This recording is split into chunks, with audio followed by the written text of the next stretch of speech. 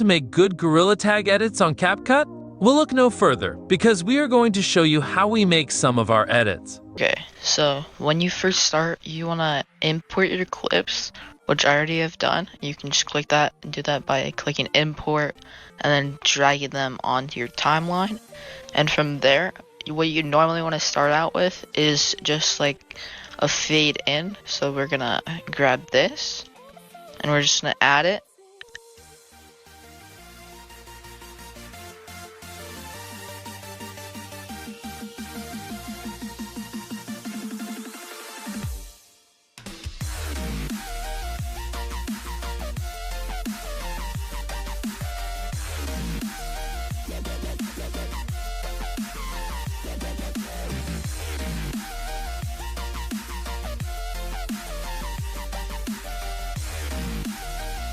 And then from there, you see how normally on the TTT edits, there's like a background right here. What you can do to add that is you can click on your clip, scroll down to canvas, click that, click blur, and then I normally like the first one because it's like slightly blurred but not completely blurred.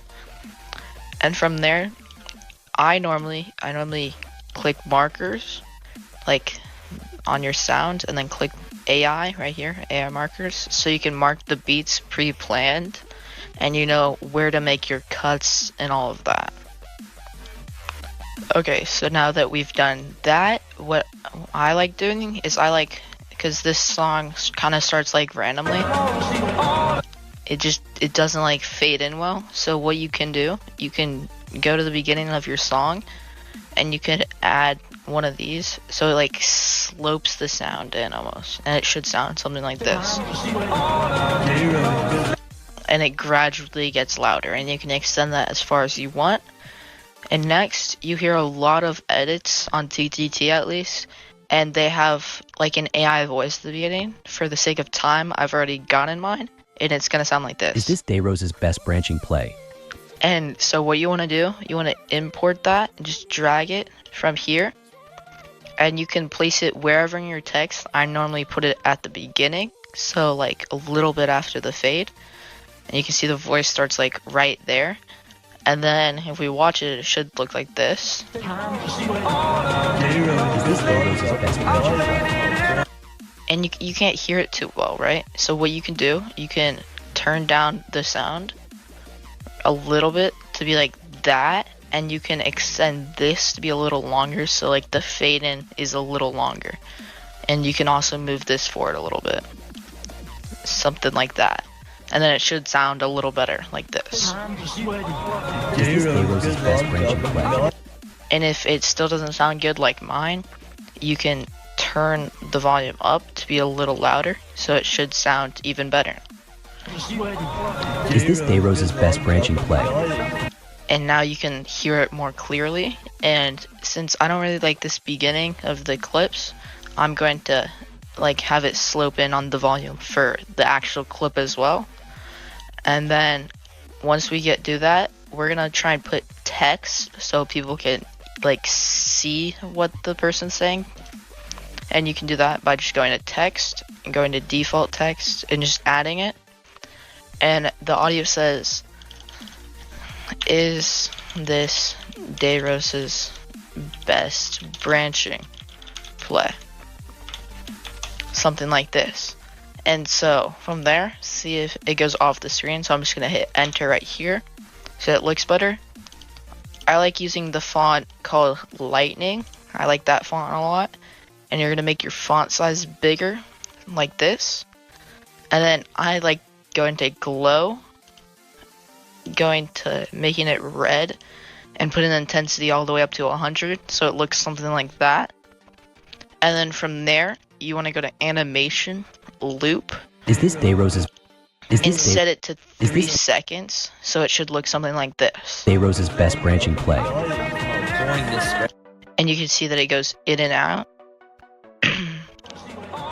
Is this Dayrose's best branching play? So something like that. Okay, so next I'm going to be teaching you how to keyframe. So I've marked out where the beat drop is. It is right here.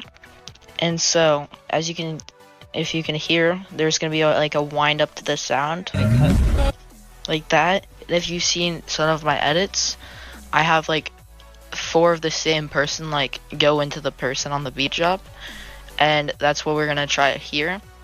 So what you want to do, you want to go to the frame where the beat drop is happening, and then go to the top right up here, and go to export still frames. From there, you can just export it like this, and then you go to import, and it should just be right here. So then you can just drag this in.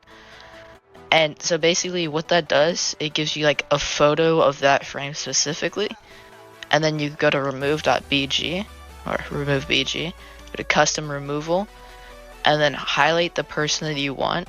Like I want Darius to stay, so I'm making sure that he's highlighted. From there, now that you've done that, you can click apply, and as you can see, there's just a picture of him. I did it wrong, so I'm gonna redo that real quick. Once you remove the background, what you want to do, you want to put your clip a little bit before your beat drop. So right here, I've marked it out, and as you can hear, there's a little bit of like a wind up, and then you can see that the person matches the frame right here, and that's what we want. So what we want to go here, click transform, and then this is basically like a keyframe to like mark where the person's going. I'm gonna drag the person all the way to the left over here, and then put the scale down to 50, and then we're gonna have another keyframe right here and set the scale to 100 and set the person to 0. Oops. And it should look something like this. And you can see that the person goes in. So I'm gonna finish that real quick, and I'll get back to you.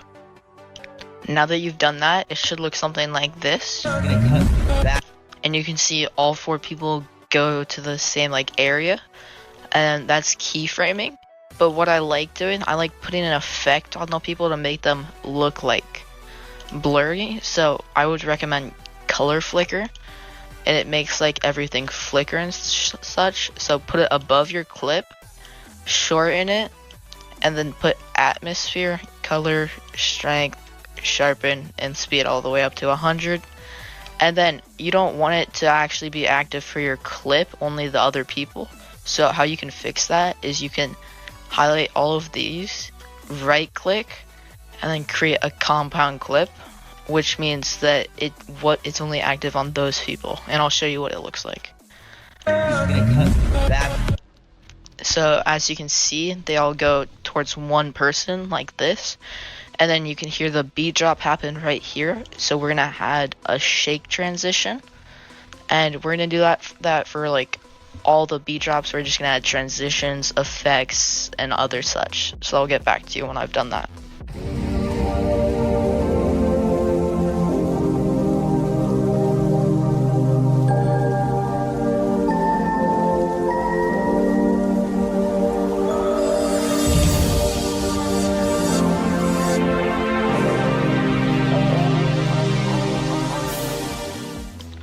Okay, so what I've done so far is, so here's our transition with the 4 people.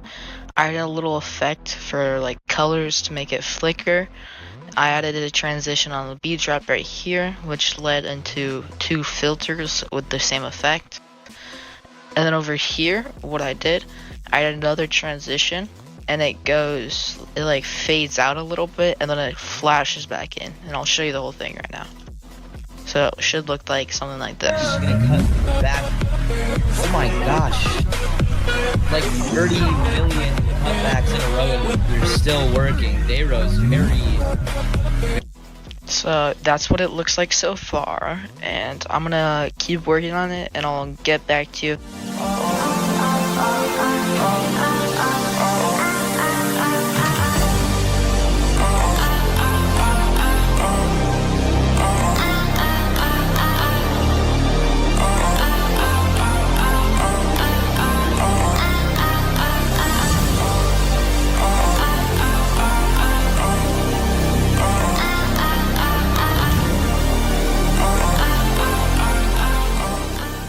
Okay, so I added some more effects, some more flashes and all that. So this is what it looks like so far, and I might make a couple of changes, a couple of final changes, but I'm pretty set with this. But I'll tell you if I make anything else. Is this Dayrose's best branching play? During this scrimmage, just kidding. Alright, Dayrose got good branching. He's gonna cut back. Oh my gosh. Like 30 million cutbacks in a row and you're still working. Dayrose very fast. That was a very good shift. Whoa. Jeez. What is this? Oh my god.